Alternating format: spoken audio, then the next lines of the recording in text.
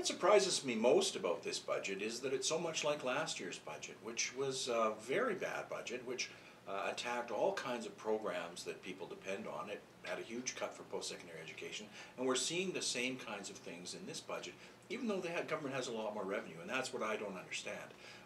For example, they've cut more money from seniors' drug programs. They've cut programs for persons with developmental disabilities again, the programs that are there to help lift people out of poverty have been dramatically cut. So the promise to eliminate child poverty in 5 years is just gone in a puff of smoke. At the same time, there's more subsidies for the corporate sector. There's funding to support corporate initiatives in post-secondary education, and a continuation of the major tax cuts that Ralph Klein implemented for corporate income tax from 15.5% now down to 10. So that's about a 60% cut in corporate taxes. That's cost us billions of dollars.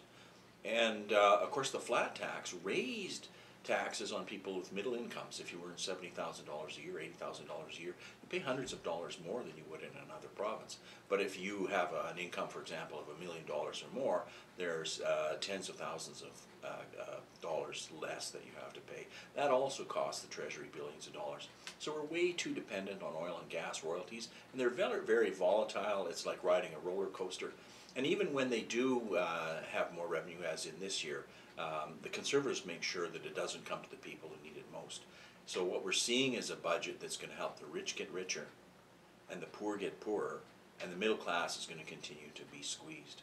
They don't have proper respect for the people who pay the bills, in my opinion. Alison Redford, of course, has been very wasteful in terms of her travel and other expenses, and there's, of course, $1 million more in the budget for her office at the same time as you're cutting programs. We're going to see more pressure on middle-class families. They're going to be paying higher tuition. They're going to be paying more for seniors' care.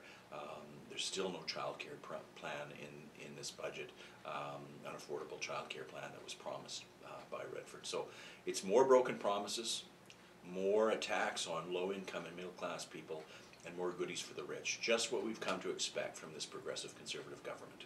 I know we can do better, and the NDP can bring in a budget that will actually treat people fairly, make sure everybody pays their fair share, and ensure continued prosperity for all Albertans, not just a few. Thanks.